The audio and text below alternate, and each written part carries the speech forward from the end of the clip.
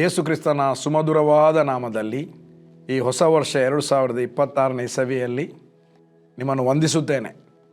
2026ನೇ ಇಸವಿಯಲ್ಲಿದ್ದೇವೆ. ಹೊಸ ವರ್ಷವನ್ನು ಆಚರಿಸಿದ್ದೇವೆ. ಹೊಸ ಭಾವನೆಗಳೊಂದಿಗೆ, ಹೊಸ ಆಲೋಚನೆಯೊಂದಿಗೆ, ಹೊಸ ನಿರೀಕ್ಷೆಯೊಂದಿಗೆ ಎಲ್ಲರೂ ಇದ್ದೀರಿ. ಬಟ್ ನಿಮ್ಮ ನಿರೀಕ್ಷೆ ವ್ಯರ್ಥವಾಗುವುದೇ ಇಲ್ಲ. ಈ ಒಂದು ವರ್ಡ್ ಆಫ್ ಲೈಫ್ ಮಿನಿಸ್ಟ್ರಿ, ಸಜೀವ ವಾಕ್ಯ, ಕನ್ನಡದಲ್ಲಿ ಸಜೀವ ವಾಕ್ಯ, ದೇವರಿಗೆ ಸ್ತೋತ್ರ. ಅಕ್ಟೋಬರ್ ತಿಂಗಳಿನಲ್ಲಿ 25ನೇ ಸೇವೆಯ ಅಕ್ಟೋಬರ್ ತಿಂಗಳಲ್ಲಿ ದೇವರು ಸಭೆಯನ್ನು ಸ್ಥಾಪಿಸಿದ, ಮಂಗಳೂರಿನಲ್ಲಿ ಸಭೆಯನ್ನು ಸ್ಥಾಪಿಸಿದ ವರ್ಡ್ ಆಫ್ ಲೈಫ್ ಎಂಬ ಹೆಸರಿನಲ್ಲಿ ಸಭೆ ಸ್ಥಾಪನೆಯಾಗಿದೆ. ಬೋಲ್ಡೂರು ಮಿಷನ್ ಕಾಂಪೌಂಡ್ನಲ್ಲಿ ನಾವು ಸೇರ್ತಾ ಇದ್ದೇವೆ. ಪ್ರತಿ ಭಾನುವಾರ ಸೇರ್ತಾ ಇದ್ದೇವೆ, ಶುಕ್ರವಾರ ಕೂಡ ಸೇರ್ತಾ ಇದ್ದೇವೆ. ಬಟ್ ನೀವೆಲ್ಲರೂ ಅನೇಕ ಸಮಯದಿಂದ ಈ ಒಂದು ಸಜೀವ ವಾಕ್ಯ ಕಾರ್ಯಕ್ರಮವನ್ನು, ಅದರಲ್ಲಿ ವಾಕ್ಯವನ್ನು ನೋಡ್ತಾ ಇದ್ದೀರಿ, ಕೇಳ್ತಾ ಇದ್ದೀರಿ. ಕೇಳ್ತಾ 2026ಕ್ಕೆ ನಾವು ಬಂದುಬಿಟ್ಟೆವು. 2026ನಲ್ಲಿ ದೇವರ ಯೋಜನೆಗಳು ನಮ್ಮಲ್ಲಿ ನೆರವೇರಬೇಕು, ದೇವರ ಉದ್ದೇಶವು ನೆರವೇರಬೇಕು, ಅಂದರೆ ಪರ್ಪಸ್ ನೆರವೇರಬೇಕು. ದೇವರ ಪ್ಲ್ಯಾನ್ ಆ್ಯಂಡ್ ಪರ್ಪಸ್ ನಮ್ಮಲ್ಲಿ ಖಂಡಿತವಾಗಿ ನೆರವೇರುತ್ತದೆ. ಆತನು ಹೇಳಿದ್ದಾನೆ, ಆತನು ತನ್ನ ಭಯಭಕ್ತಿ ಉಳ್ಳವರ ಸುತ್ತಲೂ ತನ್ನ ದೂತರ ದಂಡಿಳಿಸಿ ಕಾವಲಾಗಿರಿಸುವುದಾದರೆ, ಕರ್ತನಾದ ಯೇಸುವನ್ನು ಸ್ವಂತ ರಕ್ಷಕನಾಗಿ ಅಂಗೀಕರಿಸಿದಾಗ, ನಮ್ಮನ್ನು ಮಗನಾಗಿ ಮಾಡಿಕೊಂಡ ಮೇಲೆ ನಮ್ಮನ್ನು ಉದ್ಧರಿಸದೇ ಇರ್ತಾನೆ, ಖಂಡಿತವಾಗಿ ಉದ್ಧರಿಸ್ತಾನೆ. ದೇವರ ವಾಕ್ಯ ಹೇಳ್ತದೆ, ಸ್ವಂತ ಮಗನನ್ನು ಉಳಿಸಿಕೊಳ್ಳದೆ ಕೊಟ್ಟ ಮೇಲೆ ಸಮಸ್ತವನ್ನು ಕೊಡದೆ ಇರುವನೇ. ಅದರ ಅರ್ಥ ಸಮಸ್ತವನ್ನು ಕೊಡದೆ ಇರುವನೇ ಅಂತಲ್ಲ, ಸಮಸ್ತವನ್ನು ಕೊಟ್ಟಿದ್ದಾನೆ ಆತನೊಟ್ಟಿಗೆ. ಯೇಸುವನ್ನು ಕೊಟ್ಟ ಮೇಲೆ ಯೇಸುವಿನ ಸಮಸ್ತವು. ದೇವರ ವಾಕ್ಯ ಕೊಲೊಸ್ಸೆಯಲ್ಲಿ 2ನೇ ಅಧ್ಯಾಯದಲ್ಲಿ ಹೇಳ್ತದೆ, 14ನೇ ವಚನಕ್ಕೆ ಬರುವಾಗ, ದೇವರ ಸರ್ವ ಸಂಪೂರ್ಣತೆಯು ಕ್ರಿಸ್ತ ಯೇಸುವಿನಲ್ಲಿ ಅವತರಿಸಿ ವಾಸ ಮಾಡ್ತಾ ಇದೆ. ದೇವರ ಸರ್ವ ಸಂಪೂರ್ಣತೆಯು ಕ್ರಿಸ್ತ ಯೇಸುವಿನಲ್ಲಿ ಇದೆ. Dwelling in him. ಏನೆಲ್ಲ ದೇವರದ್ದು ಅದೆಲ್ಲ ಕರ್ತನಾದ ಯೇಸುವಿದು. ನಮ್ಮ ದೇವರಾಗಿರುವ ಕರ್ತನಾದ ಯೇಸುವಿನಲ್ಲಿ ಏನೆಲ್ಲ ಇದೆ ಅದೆಲ್ಲ ನಮಗೆ. ಯಾಕೆ? ಆ ಯೇಸುವೆ ಪವಿತ್ರಾತ್ಮನ ಮೂಲಕವಾಗಿ ನಮ್ಮ ಒಳಗೆ ವಾಸ ಮಾಡ್ತಾ ಇದ್ದಾನೆ. ಹಾಗಾಗಿ 2026ನೇ ಇಸವಿಯಲ್ಲಿ ಖಂಡಿತವಾಗಿ ನಮ್ಮ ಜೀವಿತ ಇದ್ದ ಹಾಗೆ ಇರುವುದಿಲ್ಲ. ನಾವು ಆತನ ಮಾತನ್ನು, ವಾಕ್ಯವನ್ನು ಒಪ್ಪಿ ವಿಧೇಯರಾದರೆ ನಾವು ದೇಶದ ಮೇಲನ್ನು ಅನುಭವಿಸ್ತೇವೆ. ನೀವು ಹಳೆ ಒಡಂಬಡಿಕೆಯಲ್ಲಿ ಮಾತು ಹೇಳಿದ್ದಾರೆ, ನೀವು ಆತನ ಮಾತಿಗೆ ಒಪ್ಪಿ ವಿಧೇಯರಾದರೆ ನೀವು ದೇಶದ ಮೇಲನ್ನು ಅನುಭವಿಸ್ತೀರಿ, ಇಲ್ಲದೆ ಕತ್ತಿಯ ಬಾಯಿಗೆ ತುತ್ತಾಗಿರು ಎಂಬುದಾಗಿ ದೇವರ ವಾಕ್ಯ ಹಳೆ ಒಡಂಬಡಿಕೆಯಲ್ಲಿ ಬರೆಯಲ್ಪಟ್ಟಿದೆ. ನನ್ನ ಪ್ರಿಯ ದೇವಜನರೇ, ಬಟ್ ನಾವು ಕತ್ತಿಯ ಬಾಯಿಗೆ ತುತ್ತಾಗುವುದಿಲ್ಲ. ನಾವು ಆತನ ವಾಕ್ಯಕ್ಕೆ ಒಪ್ಪಿ ವಿಧೇಯರಾಗುವುದಾದರೆ ಖಂಡಿತವಾಗಿ ದೇವರ ವಾಕ್ಯದಲ್ಲಿ ಬರೆದಂಥ ಎಲ್ಲ ಮೇಲುಗಳನ್ನು ಅನುಭವಿಸ್ತೇವೆ. ಅದಕ್ಕೆ ಮೊದಲಾಗಿ ನಾವು ದೇವರು ನಮ್ಮ ಕುರಿತಾಗಿ ಮಾಡಿರುವ ಪ್ಲ್ಯಾನ್ಗಳೇನು, ಅದಕ್ಕೆ ಆ ಪ್ಲ್ಯಾನ್ಗಳು ಏನೆಂಬುದಾಗಿ ನಾವು ಸರಿಯಾಗಿ ಅರಿತುಕೊಂಡರೆ, ನಾವು ದೇವರ ಚಿತ್ತ, ದೇವರ ಪರ್ಪಸ್, ಉದ್ದೇಶ, ದೇವರ ಪ್ಲ್ಯಾನ್ ಅಂದರೆ ದೇವರ ಯೋಜನೆ ಮತ್ತು ದೇವರ ಸಮಯ, ಈ ಸಂಗತಿಗಳನ್ನು ನಾವು ತಿಳ್ಕೊಳ್ಳುವಂಥದ್ದು ಬಹಳ ಪ್ರಾಮುಖ್ಯ. ಅದಕ್ಕಾಗಿ ಸತ್ಯವೇದದಲ್ಲಿ ಯೆರೆಮೀಯನ ಪ್ರವಾದನೆ ಗ್ರಂಥದಲ್ಲಿ 29ನೇ ಅಧ್ಯಾಯ 19ನೇ ವಚನ, ಇದೆಲ್ಲ ಹೆಚ್ಚಿನವರಿಗೆ ಈ ವಾಕ್ಯ ಬಾಯಾಟ್. ಬಟ್ ಅದನ್ನು ಸ್ವಲ್ಪ ನಾವು ನೋಡುವ, ದೇವರು ಏನು ಪ್ಲ್ಯಾನ್ ನಮ್ಮಲ್ಲಿ ಇಟ್ಟಿದ್ದಾನೆ. ನಾನು ಇದನ್ನು ಮಾತಾಡಿದ್ದೇನೆ, ಇದಕ್ಕಿಂತ ಮುಂಚೆ ಸಹ ಮಾತಾಡಿದ್ದೇನೆ.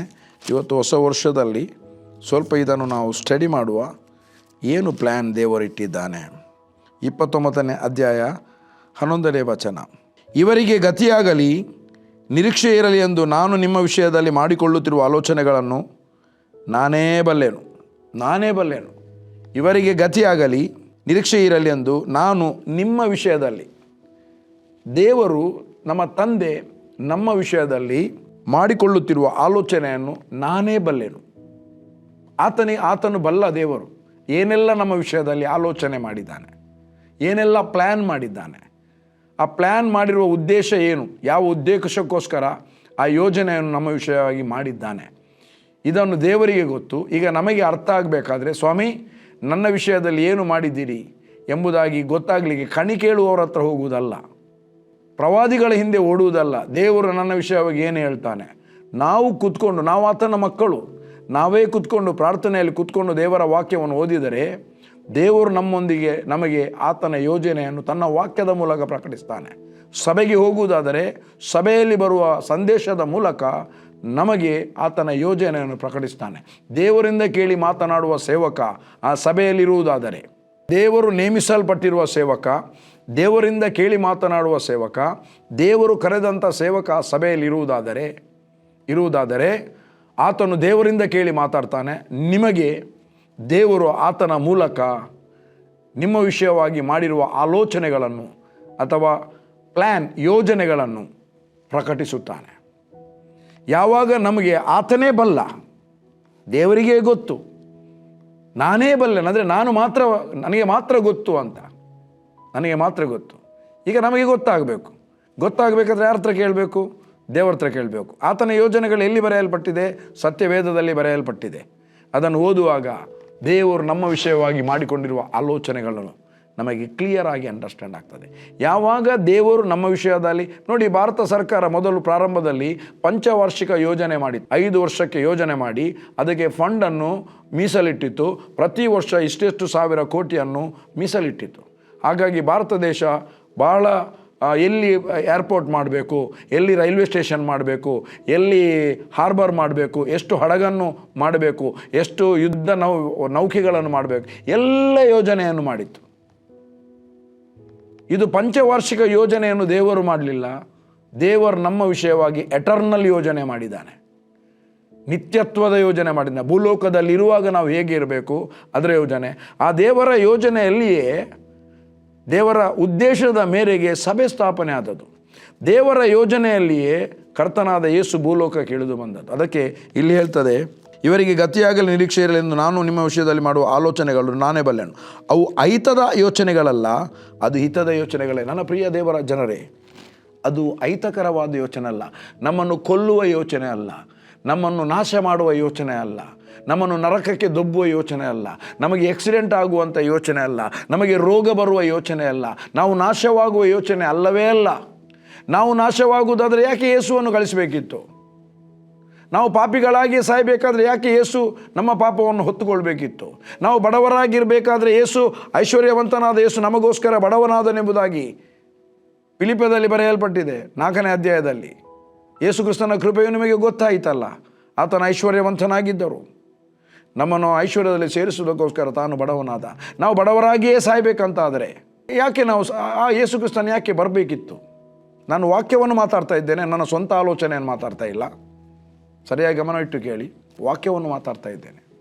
ಲೋಕದಲ್ಲಿ ಒಬ್ಬ ವ್ಯಕ್ತಿ ಇದ್ದಾನೆ, ಶ್ರೀಮಂತ ವ್ಯಕ್ತಿ. ಆತನ ಹೆಸರು ಹೇಳಲಿಕ್ಕೆ ಬೇಡ ನನಗೆ. ಮೈಕ್ರೋಸಾಫ್ಟ್ ಕಂಪನಿಯ ಮಾಲೀಕ, ನಿಮಗೆಲ್ಲರಿಗೂ ಗೊತ್ತು. ಅವನೊಂದು ಸ್ಲೋಗನ್ ಮಾತಾಡಿದ್ದಾನೆ. ಒಬ್ಬ ವ್ಯಕ್ತಿ ಬುದ್ಧಿವಂತಿಕೆಯ ಮಾತು, ಒಬ್ಬ ವ್ಯಕ್ತಿ ಬಡವನಾಗಿ ಹುಟ್ಟುವಂಥದ್ದು ಅದು ಅವನ ತಪ್ಪಲ್ಲ. ಯಾಕೆ? ಅವನು ಬಡ ಕುಟುಂಬದಲ್ಲಿ ಹುಟ್ಟಿದ್ದಕ್ಕೆ ಅವನು ಬಡವನಾಗಿ ಹುಟ್ಟಿದ್ದಾನೆ. ಆದರೆ ಅವನು ಬಡವನಾಗಿಯೇ ಸಾಯುವುದು, ಒಂದು 60, 70, 80 ವರ್ಷ ಬದುಕಿ ಬಡವನಾಗಿ ಸಾಯುವುದು ಅದು ಅವನ ತಪ್ಪು. ಯಾಕೆ? ಅವನಿಗೆ ಅವಕಾಶ ಇತ್ತು, ಅವನು ಹಾರ್ಡ್ ವರ್ಕ್ ಮಾಡಬಹುದಿತ್ತು, ಅವನಿಗೆ ಒಳ್ಳೆ ಆತನು ಸಂಪಾದನೆ ಮಾಡಬಹುದಿತ್ತು, ಅವನಿಗೆ ಬೇಕಾದ ಐಡಿಯಾ ಪ್ಲ್ಯಾನ್ಗಳನ್ನು ಉಪಯೋಗಿಸಬಹುದಿತ್ತು, ಸರಿಯಾದ ಮಾರ್ಗದಲ್ಲಿ ದುಡಿದು ಗಳಿಸಬಹುದಿತ್ತು, ಕಂಪನಿಗಳನ್ನು ಸ್ಟಾರ್ಟ್ ಮಾಡಬಹುದಿತ್ತು ಅಂತ ಅವನು ಹೇಗೆ ಮೇಲೆ ಬಂದ ಅದರ ವಿಷಯವಾಗಿ ಅವನು ಮಾತಾಡಿದ್ದಾನೆ. ಬಟ್ ಇಲ್ಲಿ ದೇವರ ಯೋಜನೆ ನಮ್ಮ ವಿಷಯವಾಗಿ ಅಹಿತಕರವಾದ ಯೋಚನೆ ಅಲ್ಲ, ಆಲೋಚನೆ ಅಲ್ಲ, ಯೋಜನೆ ಅಲ್ಲ, ಅದು ದೇವರಿಗೆ ಹಿತಕರವಾಗಿರುವ ಆಲೋಚನೆ. ದೇವರಿಗೆ ಹಿತಕರವಾಗಿರುವ ಯೋಜನೆಯನ್ನು ನಮ್ಮ ವಿಷಯದಲ್ಲಿ ಯೋಚನೆಯನ್ನು ಮಾಡಿದ್ದಾನೆ. ನಮ್ಮ ವಿಷಯದಲ್ಲಿ ಆತನಿಗೆ ಯೋಜನೆ ಇದೆ, ಪ್ಲ್ಯಾನ್ ಇದೆ. ಹಾಗಾದರೆ ದೇವರಿಗೆ ಹಿತಕರವಾಗಿ ತೋರುವಂಥ ಆಲೋಚನೆ ನಮ್ಮ ವಿಷಯವಾಗಿ ಮಾಡಿರುವುದಾದರೆ ಅದು ಎಷ್ಟು ಒಳ್ಳೆಯ ಆಲೋಚನೆ ಆಗಿರ್ಬೋದು. ಒಮ್ಮೆ ನೀವು ಆಲೋಚನೆ ಮಾಡಿ. ನಾವು ಆಲಸ್ಯಗಾರರಾದರೆ, ನಾವು ಸಮಯವನ್ನು ವ್ಯರ್ಥ ಮಾಡುವುದಾದರೆ, ನಾವು ಸರಿಯಾಗಿ ದೇವರ ವಾಕ್ಯದ ಮೇಲೆ ಗಮನ ಇಡದಿದ್ದರೆ, ನಾವು ಸರಿಯಾಗಿ ದೇವರ ವಾಕ್ಯವನ್ನು ಗಮನಿಸದಿದ್ದರೆ, ನಾವು ಸರಿಯಾಗಿ ದೇವರೊಂದಿಗೆ ಇಂಟಿಮೇಸಿವ್ ರಿಲೇಷನ್ ಮಾಡದಿದ್ದರೆ ಅದು ನಮ್ಮ ತಪ್ಪು, ದೇವರ ತಪ್ಪಲ್ಲ. ದೇವರು ಮಾತನಾಡುವಾಗ ನಮ್ಮ ಕಿವಿ ಕ್ಲೋಸ್ ಆಗಿರ್ಬೋದು, ದೇವರು ಮಾತನಾಡಲಿಕ್ಕೆ ಬರುವಾಗ ನಮ್ಮ ಆಲೋಚನೆ ಎಲ್ಲಿಯೇ ಇರಬಹುದು, ನಮ್ಮ ಆಲೋಚನೆ ಆತನಲ್ಲಿ ಕೇಂದ್ರೀಕೃತ ಇರೋದಿರ್ಬೋದು. ಬಟ್ ಇಲ್ಲಿ ನಾವು ಏನು ಮಾಡಬೇಕಂದ್ರೆ ದೇವರ ಪರ್ಪಸನ್ನು ನಾವು ಅಂಡರ್ಸ್ಟ್ಯಾಂಡ್ ಮಾಡಬೇಕು, ಉದ್ದೇಶವನ್ನು. ನಮ್ಮ ವಿಷಯವಾಗಿರುವ ದೇವರ ಯೋಜನೆ, ಒಂದು ಸಭೆಗೆ ದೇವರ ಯೋಜನೆ ಇರ್ತದೆ. ಯಾಕೆ ಇಂಥ ಸ್ಥಳದಲ್ಲಿಯೇ ದೇವರು ಸಭೆಯನ್ನು ಸ್ಥಾಪನೆ ಮಾಡಿದ್ದಾನೆ? Why God has started some places his church. ದೇವರು ಕೆಲವೊಂದು ಜಾಗದಲ್ಲಿ ಸಭೆಯನ್ನು ಕಟ್ಟಿದ್ದಾನೆ. ಆ ಸಭೆಗೆ ಸರಿಯಾದ ಸಭಾಪಾಲಕನ ನೇಮಿಸಿದ್ದಾನೆ. ಆ ಸಭಾಪಾಲಕನು ದೇವರ ಯೋಜನೆಯನ್ನು ಅರ್ಥ ಮಾಡಿಕೊಂಡರೆ, ದೇವರ ಪರ್ಪಸ್ ಉದ್ದೇಶವನ್ನು ಅರ್ಥ ಮಾಡಿಕೊಂಡರೆ, ಈ ಜನರನ್ನು ಯಾಕೆ ನನ್ನ ಬಳಿಗೆ ಕಳಿಸಿದ್ದಾನೆ, ನನ್ನನ್ನೇ ಯಾಕೆ ಇಲ್ಲಿ ನೇಮಿಸಿದ್ದಾನೆ ಮತ್ತು ಇಲ್ಲಿಗೇ ಯಾಕೆ ಇವರನ್ನು ಕರ್ಕೊಂಡು ಬಂದಿದ್ದಾನೆಂಬ ದೇವರ ಪ್ಲ್ಯಾನ್ ಮತ್ತು ಪರ್ಪಸನ್ನು ಅಂಡರ್ಸ್ಟ್ಯಾಂಡ್ ಮಾಡಿದರೆ ಆ ಸಭೆ ನಡೀಲಿಕ್ಕೆ, ಜನರು ಹೆಚ್ಚಾಗಲಿಕ್ಕೆ, ಜನರು ಮೊದಲಗಿತ್ತಿಯಾಗಿ ಸಿದ್ಧ ಆಗಲಿಕ್ಕೆ ಯಾವ ಕಷ್ಟ ರೆಡಿ ಮಾಡಲಿಕ್ಕೆ ಇಲ್ಲ. ಜನರು ಕೂಡ ಸಮಾಧಾನದಲ್ಲಿ ಇರುತ್ತಾರೆ. ಇಲ್ಲದ್ರೆ ಗಲಿಬಿಲಿ ಸ್ಟಾರ್ಟ್ ಆಗುತ್ತೆ. ಇಲ್ಲ ಆ ಪ್ಲ್ಯಾನ್ ಅರ್ಥ ಆಗದಿದ್ದರೆ ಅವನ ಪೊಸಿಷನಿಗೋಸ್ಕರ ಅವನು ಆಲೋಚನೆ ಮಾಡ್ತಾ ಇರ್ತಾನೆ. ನನಗೆ ಅವನು ರೆಸ್ಪೆಕ್ಟ್ ಕೊಡಲಿಲ್ಲ, ಅವನು ನನ್ನ ಮಾತನ್ನು ಕೇಳ್ತಾ ಇಲ್ಲ, ಬೇರೆಯವರ ಚಾಡಿ ಮಾತುಗಳನ್ನು ಕೇಳ್ತಾನೆ, ಆ ಚಾಡಿಗೆ ಮಾತುಗಳನ್ನು ಅವನು ಆಲಿಸ್ತಾನೆ ಮತ್ತು ಅದನ್ನು ನಂಬುತ್ತಾನೆ. No no no no no. ಯಾವಾಗ ಒಬ್ಬ ವ್ಯಕ್ತಿಗೆ, ಮನೆಯಲ್ಲಿ ಯಜಮಾನನಿಗೆ ಯಾಕೆ ನನಗೆ ಇಂಥದೇ ಹೆಂಡತಿಯನ್ನು ಕೊಟ್ಟಿದ್ದಾರೆ, ಯಾಕೆ ನನಗೆ ದೇವರು ಈ ಮಕ್ಕಳನ್ನು ಕೊಟ್ಟಿದ್ದಾನೆ ಎಂಬ ದೇವರ ಯೋಜನೆ, ಪ್ಲ್ಯಾನ್, ದೇವರು ಕೊಟ್ಟಿರುವಂಥ ಪ್ಲ್ಯಾನ್ ತಂದೆ ತಾಯಿಗಳಿಗೆ ಅರ್ಥ ಆದರೆ ಅವರು ದೇವರ ವಾಕ್ಯಕ್ಕೆ ವಿರುದ್ಧವಾಗಿ ಲೋಕದಲ್ಲಿರುವ ಕೆಟ್ಟ ಸಂಗತಿಗಳನ್ನು ಮಾಡುವುದಿಲ್ಲ. ಇವತ್ತು ಕೆಟ್ಟ ಸಂಗತಿಗಳು ಆಗ್ತಾ ಇದೆ, ಮಕ್ಕಳು ದಾರಿ ತಪ್ಪಿ ಹೋಗ್ತಾ ಇದ್ದಾರೆ. ಯಾಕೆ? ಯಾರಿಗೂ ದೇವರ ಯೋಜನೆ, ದೇವರ ಆಲೋಚನೆ, ಅವರ ವಿಷಯವಾಗಿ ದೇವರು ಏನು ಆಲೋಚನೆ ಮಾಡಿದ್ದಾನೆ ಎಂಬ ಆ ವಿಷಯ ಅರ್ಥ ಆಗದೆ ಇದ್ದದಕ್ಕೆ ಬಿಲಿವರ್ಗಳು ತಪ್ಪಿ ಹೋಗ್ತಾ ಇದ್ದಾರೆ. ಯಾರು ತಪ್ಪಿ ಹೋಗದವರಿದ್ದಾರೆ? ಒಂದೊಂದು ಸಲ ಒಬ್ಬೊಬ್ಬರು ತಪ್ಪಿ ಹೋಗಿದ್ದಾರೆ, ನಾವು ಕೂಡ ತಪ್ಪಿ ಹೋಗಿದ್ದೇವೆ. ಯಾವಾಗ ದೇವರ ಆಲೋಚನೆ ನನ್ನ ವಿಷಯವಾಗಿ ದೇವರು ಮಾಡಿದ ಹಿತಕರವಾದ ಆಲೋಚನೆ ಅಂಡರ್ಸ್ಟ್ಯಾಂಡ್ ಆಯಿತಾ, ನಾನು ದೇವರ ಆಲೋಚನೆಗೆ ನನ್ನನ್ನು ಒಪ್ಪಿಸಿಕೊಟ್ಟೆ, ದೇವರ ಆಲೋಚನೆಯನ್ನು ನನ್ನ ಆಲೋಚನೆಯಾಗಿ ತೆಗೆದುಕೊಂಡೆ. ಈಗ ಯಾವಾಗ ದೇವರ ಆಲೋಚನೆಯನ್ನೇ ನನ್ನ ಆಲೋಚನೆಯಾಗಿ ತೆಗೆದುಕೊಂಡೆಯಾ, ಆಗ ನನ್ನಲ್ಲಿ ದೇವರ ಆಲೋಚನೆಗಳು ಕಾರ್ಯರೂಪಕ್ಕೆ ಬರಲಿಕ್ಕೆ ಪ್ರಾರಂಭ ಆಯಿತು. ಸಭೆ ಸ್ಟಾರ್ಟ್ ಮಾಡುವಂಥದ್ದು ನಮ್ಮ ಆಲೋಚನೆ ಅಲ್ಲ, ಅದು ದೇವರ ಆಲೋಚನೆ. ದೇವರ ಆಲೋಚನೆ ನಮ್ಮ ಆಲೋಚನೆಯಾಗಿ ತೆಗೆದುಕೊಂಡು ನಮಗೆ ಮನಸ್ಸಿತ್ತು ಹೀಗೆ ಆದರೆ ಒಳ್ಳೆಯದು. ಬಟ್ ಯಾವಾಗ, ಎಲ್ಲಿ? ಅದು ದೇವರು ಮಾತಾಡಬೇಕು ತಾನೆ. ಮದುವೆ ಆಗಬೇಕು, ಆಲೋಚನೆ ಇದೆ. ಒಬ್ಬಂಟಿಗರನ್ನು ಸಂಸಾರಿಗಳನ್ನಾಗಿ ಮಾಡುತ್ತಾನೆ, ಅದು ದೇವರ ಆಲೋಚನೆ. ಮದುವೆ ಬಗ್ಗೆ ರೈಟಾದ ಹುಡುಗಿಯನ್ನು ಕೊಡ್ತಾನೆ. ದೇವರು ಕೊಟ್ಟಿರುವ ಹುಡುಗಿಯನ್ನು, ದೇವರ ನಮ್ಮ ವಿಷಯವಾಗಿ ಯಾರನ್ನು ಮದುವೆ ಮಾಡಬೇಕೆಂಬ ಆಲೋಚನೆ ಇದೆಯಾ, ಅವರನ್ನು ಮದುವೆ ಆದರೆ ಮಧ್ಯವರ್ತಿಗೆ ದೇವರು ವಹಿಸ್ತಾನೆ. ನಮ್ಮ ಇಷ್ಟದಲ್ಲಿ ನಮಗೆ ಖುಷಿ ಬಂದಾಗೆ ಮದುವೆ ಆದರೆ ಅದು ನಾವೇ ನೋಡಿಕೊಳ್ಬೇಕು. ಇದರಲ್ಲಿ ಮೇನ್ ಒಂದು ಹೇಳಲಿಕ್ಕೆ ಇದೆ, ವಿಶ್ವಾಸಿಗಳು ಯಾರನ್ನು ಮದುವೆ ಆಗಬೇಕಂತ. ಅದು ಭಾಳ ಡೀಪ್ ಇರುವಂಥದ್ದು, ಅದನ್ನು ಈಗ ಮಾತಾಡಲಿಕ್ಕೆ ಆಗೋದಿಲ್ಲ. ಬಟ್ ದೇವರ plan, the plan of god. ಏನು ಪ್ಲ್ಯಾನ್? ಇದರಲ್ಲಿ ಯೆಶಾಯನ ಬರೆದ ಪ್ರವಾದನೆ ಗ್ರಂಥದಲ್ಲಿ 55ನೇ ಅಧ್ಯಾಯ, ಯೆಶಾಯನ ಪ್ರವಾದನೆ ಗ್ರಂಥ 55ನೇ ಅಧ್ಯಾಯ 8 ಮತ್ತು 9ನೇ ವಚನವನ್ನು ನೋಡುವ. ಯೆಹೋವನು ಹೀಗನ್ನುತ್ತಾನೆ, ನನ್ನ ಆಲೋಚನೆಗಳು ನಿಮ್ಮ ಆಲೋಚನೆಗಳಲ್ಲ, ನಿಮ್ಮ ಮಾರ್ಗಗಳು ನನ್ನ ಮಾರ್ಗಗಳ. ಭೂಮಿಯ ಮೇಲೆ ಆಕಾಶವೆಷ್ಟು ಉನ್ನತವೋ ನಿಮ್ಮ ಮಾರ್ಗಗಳಿಗಿಂತ ನನ್ನ ಮಾರ್ಗಗಳು, ನಿಮ್ಮ ಆಲೋಚನೆಗಳಿಗಿಂತ ನನ್ನ ಆಲೋಚನೆಗಳು ಅಷ್ಟು ಉನ್ನತವಾಗಿ. ನೋಡಿ, ನಾನು ಆಗ ಹೇಳಿದೆ, ದೇವರ ಆಲೋಚನೆಯನ್ನು ನಮ್ಮ ಆಲೋಚನೆಯಾಗಿ ತೆಗೆದುಕೊಂಡರೆ. ಯಾಕೆ ಹೇಳಿದೆ ಅಂದರೆ, ಇಲ್ಲಿ ಬರೆದಿದೆ, ಭೂಮಿಯ ಮೇಲೆ ಆಕಾಶವು ಎಷ್ಟು ಉನ್ನತವಾಗಿದೆಯೋ, ಸರಿಯಾಗಿ ಅರ್ಥ ಮಾಡಿಕೊಳ್ಳಿ, ಭೂಮಿಯ ಮೇಲೆ ಆಕಾಶವು ಎಷ್ಟು ಉನ್ನತವಾಗಿದೆಯೋ ನಮ್ಮ ವಿಷಯವಾಗಿ ದೇವರು ಮಾಡಿಕೊಂಡ ಆಲೋಚನೆ ಅಷ್ಟೇ ಉನ್ನತವಾಗಿದೆ. ನಮ್ಮ ವಿಷಯವಾಗಿ ದೇವರು ಭೂಮಿಗಿಂತ ಆಕಾಶವು ಮಿಗಿಲಾಗಿದೆ, ಆಕಾಶಕ್ಕಷ್ಟು ಮಿಗಿಲಾಗಿರುವಂಥ ಉನ್ನತವಾದ ಆಲೋಚನೆಯನ್ನು ನನ್ನ ಮತ್ತು ನಿಮ್ಮ ವಿಷಯವಾಗಿ ದೇವರು ಮಾಡಿರುವುದಾದರೆ, ಯಾತಕ್ಕೋಸ್ಕರ ನಾವು ದೇವರ ಆಲೋಚನೆಯನ್ನು, ನಮ್ಮ ವಿಷಯವಾಗಿ ಮಾಡಿದ ಆಲೋಚನೆಯನ್ನು ನಮ್ಮ ಆಲೋಚನೆಯಾಗಿ ತೆಗೆದುಕೊಂಡ್ರೆ ನಾವು ದೇವರು ಆಲೋಚನೆ ಮಾಡಿದಾಗೆ ನಾವು ಆಲೋಚನೆ ಮಾಡಲಿಕ್ಕೆ ಆಗ್ತದೆ. ತಪ್ಪು ತಿಳ್ಕೊಳ್ಬೇಡಿ, ಇದೆಂತ ಮಾತಾಡ್ತಾರೆ, ದೇವರ ಆಲೋಚನೆ ಮಾಡಿದಾಗೆ ನಮಗೆ ಮಾಡಲಿಕ್ಕೆ ಆಗ್ತದ? ಮತ್ತು ಪವಿತ್ರ ಆತ್ಮನನ್ನು ಒಳಗೆ ಇಟ್ಟಿದ್ದಾರೆ ದೇವರು ಬಯಸ್ತಾನೆ ಕ್ರಿಸ್ತನಾಗಿ ಮಾತಾಡಲಿಕ್ಕೆ, ಕ್ರಿಸ್ತನಾಗಿ ಆಲೋಚನೆ ಮಾಡಲಿಕ್ಕೆ, ಕ್ರಿಸ್ತನ ಹಾಗೆ ನಾವು ನಡೀಲಿಕ್ಕೆ ಬಯಸ್ತಾನೆ. ಕ್ರಿಸ್ತನು ಹೇಗೆ ನೀತಿವಂತನಾಗಿದ್ದಾನೋ ಹಾಗೆಯೇ ಆತನ ನೀತಿಯನ್ನು ಅನುಸರಿಸುವವರು ನೀತಿವಂತರಾಗಿದ್ದಾರೆ. ಎಲ್ಲಿ ಬರೆದಿದೆ ಬೈಬಲಲ್ಲಿ? 1 ಯೋಹಾನ 3ನೇ ಅಧ್ಯಾಯ ಅಲ್ಲಿ 7ನೇ ವಚನ ಹೀಗೆ ಹೇಳ್ತದೆ, ಪ್ರಿಯರಾದ ಮಕ್ಕಳೇ, ನಿಮ್ಮನ್ನು ಸನ್ಮಾರ್ಗದಿಂದ ತಪ್ಪಿಸುವುದಕ್ಕೆ ಯಾರಿಗೂ ಅವಕಾಶ ಕೊಡಲೇಬೇಡಿ, ಕೊಡುವುದೇ ಬೇಡ. ಕ್ರಿಸ್ತನು ಹೇಗೆ ನೀತಿವಂತನಾಗಿದ್ದಾನೋ ಹಾಗೆ ನೀತಿಯನ್ನು ಅನುಸರಿಸುವವರು ನೀತಿವಂತರಾಗಿದ್ದಾರೆ. ದೇವರು ಬಯಸ್ತಾನೆ ಕ್ರಿಸ್ತನು ಹೇಗೆ ನೀತಿವಂತನಾಗಿದ್ದಾನೆ ಆತನ ನೀತಿಯನ್ನೇ ಅನುಸರಿಸಿ ನಡೆಯುವುದು. ಅಂದರೆ ಆತನ ಹಾಗೆ ಮಾತಾಡುವುದು, ಆತನ ಹಾಗೆ ನೋಡುವುದು, ಆತನ ಹಾಗೆ ನಡೆಯುವುದು, ಎಲ್ಲವೂ ಆತನ ಹಾಗೆ. 1 ಯೋಹಾನ 4ನೇ ಅಧ್ಯಾಯ 17ನೇ ವಚನ ಆಲ್ರೆಡಿ ಡಿಕ್ಲೇರ್ ಮಾಡಿದ್ದಾನೆ. ಕ್ರಿಸ್ತ ಯೇಸು ಎಂಥವನಾಗಿದ್ದಾನೆ ಅಂಥವರಾಗಿ ನೀವು ಈ ಲೋಕದಲ್ಲಿ ಇದ್ದೀರಿ. That is the plan of god. ಕ್ರಿಸ್ತ ಯೇಸು ಎಂಥವನಾಗಿದ್ದಾನೋ ಅಂಥವರಾಗಿಯೇ ಈ ಲೋಕದಲ್ಲಿ ನೀವು ಇದ್ದೀರಿ. ದ ರೆಸರೆಕ್ಟ್ ಆದ ಕ್ರಿಸ್ತನ ಹಾಗೆ ನಾವು ಇದ್ದೇವೆ ಎಂಬುದಾಗಿ ಹೇಳ್ತಾನೆ. ಶಿಲುಬೆಯಲ್ಲಿ ತೂಗಿದ ಹಾಗೆ ಅಲ್ಲ. ಶಿಲುಬೆಯಲ್ಲಿ ಪ್ರಾಣ ಬಿಡುವಾಗ ಯಾವ ಅದನ್ನು ನಿಮ್ಮ ಮೇಲೆ ಇಮ್ಯಾಜಿನೇಷನ್ ಮಾಡಬೇಡಿ. ಪುನರುತ್ಥಾನ ಆದಂಥ ಯೇಸು, ರೆಸರೆಕ್ಟ್ ಆದ ಯೇಸುವಿನ ಹಾಗೆ ದೇವರು ನಮ್ಮನ್ನು ಮಾಡಿದ್ದಾನೆ. ಮಗನ ಸ್ವಾರೂಪ್ಯವನ್ನು ನಮಗೆ ಕೊಟ್ಟಿದ್ದಾನೆ. ನನ್ನ ಪ್ರಿಯ ದೇವಜನರೇ, ಭೂಮಿಗಿಂತ ಆಕಾಶವು ಭೂಮಿಗಿಂತ ಎಷ್ಟು ಉನ್ನತವಾಗಿದೆಯೋ ದೇವರು ನನ್ನ ಮತ್ತು ನಿನ್ನ ಸಭೆಯ ಕುಟುಂಬದ ವಿಷಯವಾಗಿ ಮಾಡಿರುವ ಆಲೋಚನೆ, ವೈಯಕ್ತಿಕವಾಗಿ ಮಾಡಿರುವ ಆಲೋಚನೆ, ಅದು ಹಿತದ ಆಲೋಚನೆ, ಬಟ್ ಅತೀ ಉನ್ನತವಾದ ಆಲೋಚನೆ. ಅದಕ್ಕಾಗಿ ದೇವರಿಗೆ ನಾವು ಕ್ರಿಸ್ತನಾಗೆ ನಡೆಯಬೇಕು, ಕ್ರಿಸ್ತನಾಗೆ ಕಾಣಬೇಕು, ಕ್ರಿಸ್ತನಾಗೆ ಜೀವಿಸಬೇಕು, ಕ್ರಿಸ್ತನಾಗೆ ಮಾತನಾಡಬೇಕು, ಕ್ರಿಸ್ತನಾಗೆ ಆಲೋಚಿಸಬೇಕೆಂಬ ಬಯಕೆ ದೇವರಿಗಿದೆ, ಆಸೆ ದೇವರಿಗಿದೆ. ಅದಕ್ಕೆ ಬಹಳ ಸುಲಭ ಏನಂದರೆ ಆ ಯೋಜನೆ, ದೇವರು ನಮಗೋಸ್ಕರ ಉನ್ನತವಾದ ಯೋಜನೆಯನ್ನು ಮಾಡಿದ್ದಾರೆ. ಆ ಯೋಜನೆಯನ್ನು, ಆಲೋಚನೆಯನ್ನು, ದ ಪ್ಲ್ಯಾನನ್ನು ನಮ್ಮ ಪ್ಲ್ಯಾನ್ ಆಗಿ, ಆತನ ಯೋಚನೆಯನ್ನು ನಮ್ಮ ಯೋಚನೆ ಆಗಿ, ಆತನ ಮಾತನ್ನು ನಮ್ಮ ಮಾತಾಗಿ ನಾವು ಮಾತನಾಡಿದರೆ, ಆಲೋಚನೆ ಮಾಡಿದರೆ, ಅಳವಡಿಸಿದರೆ ನಾವು ಹಾಗೇನೇ ಆಲೋಚನೆ ಮಾಡ್ತೇವೆ. ನಾವು ಬೇರೆಯವರಿಗೆ ಕೊಡುವಂಥ ಆಲೋಚನೆ ಅದು ದೈವಿಕವಾದ ಆಲೋಚನೆ ಇರ್ತದೆ, ದೈವಿಕವಾದ ಕೌನ್ಸಿಲ್ ಆಗ್ತದೆ. ದೇವರ ವಾಕ್ಯವನ್ನೇ ನಾವು ಮಾತನಾಡುತ್ತೇವೆ. ನಿಮಗೆ ತಮಾಷೆ ಮಾಡ್ಬೋದು, ಅವನ ಹತ್ರ ಹೋದರೆ ಅವನು ಕೆಲವು ವಾಕ್ಯವೇ ಮಾತಾಡೋದು, ಬೇರೆ ಏನು ಮಾತಾಡೋದಿಲ್ಲ. ಮತ್ತು ವಾಕ್ಯ ಮಾತಾಡೋದೇ ಬೇರೆ ಅಂತ ಮಾತಾಡಲಿಕ್ಕೆ ಉಂಟು. ಬೇರೆ ಮಾತಿನಲ್ಲಿ ಜೀವ ಇದೆಯಾ? ಇಲ್ಲ.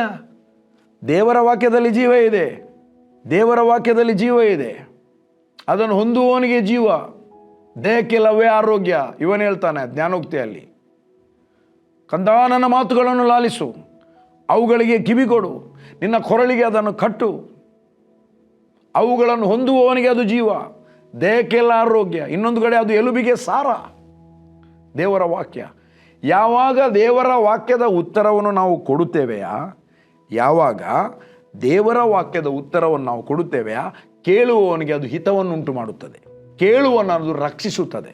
ಕೇಳುವವನನ್ನು ಅವನು ಅಳವಡಿಸಿಕೊಂಡಾಗ ದೇವರಿಗೆ ಅವನು ಸಮರ್ಪಣೆ ಮಾಡುತ್ತಾನೆ. ನನ್ನ ಪ್ರಿಯ ದೇವಜನರೇ, 1 ಕೊರಿಂಥ 2ನೇ ಅಧ್ಯಾಯ 11ನೇ ವಚನ ಹೇಳ್ತದೆ, ಮನುಷ್ಯನ ಒಳಗಿನ ಆಲೋಚನೆಗಳು ಅವನಲ್ಲಿರುವ ಜೀವಾತ್ಮಕ್ಕೆ ಹೊರತು ಮತ್ತಾರಿಗೆ ತಿಳಿಯುವುದಿಲ್ಲ. ನಿಮ್ಮ ಒಳಗೆ ಏನು ನಡೀತಾ ಇದೆ, ಏನೆಲ್ಲ ನಡೀತಾ ಇದೆ, ಅದು ಯಾರಿಗೂ ಗೊತ್ತಾಗುವುದಿಲ್ಲ. ಆದರೆ ನಿಮಗೆ ಸರಿಯಾಗಿ ಗೊತ್ತು. ಸ್ಟಿಲ್ ವಾಕ್ಯವನ್ನು ಕೇಳ್ತೀರಿ, ಇವತ್ತಲ್ಲದೆ ನಾಳೆ ಆಗ್ತದೆ ಅಂತ. ಬಟ್ ವಾಕ್ಯವನ್ನು ಕೇಳಿ ಅದನ್ನು ಅರ್ಥೈಸಿಕೊಂಡು ನೀವು ಅದನ್ನು ನಿಮ್ಮ ಸ್ಪಿರಿಟ್ನಲ್ಲಿ ತೆಗೆದುಕೊಂಡಾಗ ಅದನ್ನು ಹೊಂದುವವರಿಗೆ ಜೀವ. ಇಲ್ಲಿ ಹೇಳ್ತದೆ, ಹಾಗೆಯೇ ದೇವರ ಆಲೋಚನೆಗಳು ದೇವರ ಆತ್ಮನೇ ಹೊರತು ಬೇರೆ ಯಾರೂ ಕೂಡ ಗ್ರಹಿಸುವುದಿಲ್ಲ. ಯಾಕೆ ಬಾರ್ನ್ ಆದ ವ್ಯಕ್ತಿಗೆ, ರಕ್ಷಣೆ ಹೊಂದಿದ ವ್ಯಕ್ತಿಗೆ ದೇವರ ವಾಕ್ಯ ಕ್ಲಿಯರಾಗಿ ಅರ್ಥ ಆಗ್ತದೆ ಅಂದರೆ ಅವನು ಆತ್ಮದಲ್ಲಿ ಹುಟ್ಟಿದ್ದಾನೆ. ಅವನು ದೇವರ ಆತ್ಮದಲ್ಲಿ, ಒಬ್ಬನು ಆತ್ಮದಿಂದಲೂ ನೀರಿನಿಂದಲೂ ಹುಟ್ಟದಿದ್ದರೆ ದೇವರ ರಾಜ್ಯವನ್ನು ಪ್ರವೇಶಿಸುವುದಿಲ್ಲ, ಕಾಣುವುದಿಲ್ಲ. ಹೊಸತಾಗಿ ಹುಟ್ಟದಿದ್ದರೆ ದೇವರ ರಾಜ್ಯವನ್ನು ಕಾಣುವುದಿಲ್ಲ. ಆತ್ಮದಿಂದಲೂ ನೀರಿನಿಂದಲೂ ಹುಟ್ಟದಿದ್ದರೆ ಸೇರುವುದಿಲ್ಲ ದೇವರ ರಾಜ್ಯಕ್ಕೆ. ಈಗ ಆತ್ಮದಿಂದ ಹುಟ್ಟಿದಾಗ ದೇವರ ವಾಕ್ಯವನ್ನು ಬರೆಯಿಸಿದ ಆತನು ಪವಿತ್ರಾತ್ಮನು ಯಾವ ಉದ್ದೇಶಕ್ಕೋಸ್ಕರ ಬರೆದಿದ್ದಾನೆ ಆ ಉದ್ದೇಶ ಅರ್ಥ ಆಗಬೇಕಾದ್ರೆ ದೇವರ ಆತ್ಮನಿಗೆ ಅದರ ಆಲೋಚನೆ ಗೊತ್ತು. ದೇವರ ಆಲೋಚನೆ ಗೊತ್ತು. ದೇವರ ಆಲೋಚನೆ ಎಲ್ಲಿದೆ? ವಾಕ್ಯದಲ್ಲಿ ಇದೆ. ದೇವರ ಆಲೋಚನೆ ಅರ್ಥ ಆಗಬೇಕಾದ್ರೆ ಆತ್ಮದಿಂದ ವಾಕ್ಯವನ್ನು ಗ್ರಹಿಸಿಕೊಂಡಾಗ ಅದರ ಅರ್ಥ ಸರಿಯಾಗಿ ನಾವು ಗ್ರಹಿಸಿಕೊಳ್ತೇವೆ. ನೆಕ್ಸ್ಟ್ ನಾನು ಗ್ರಹಿಕೆಯ ಬಗ್ಗೆ ಮಾತಾಡ್ತೇನೆ. ಯೇಸು ಸ್ವಾಮಿ ಮಾತನಾಡಿದ ಗ್ರಹಿಕೆಯ ಬಗ್ಗೆ, ಪೌಲನು ಮಾತನಾಡಿದ ಗ್ರಹಿಕೆಯ ಬಗ್ಗೆ, ಎಂಥ ಗ್ರಹಿಕೆ ನಮಗೆ ಇರಬೇಕೆಂಬುದಾಗಿ ಯೇಸು ಬಯಸಿದ್ದಾನೆ.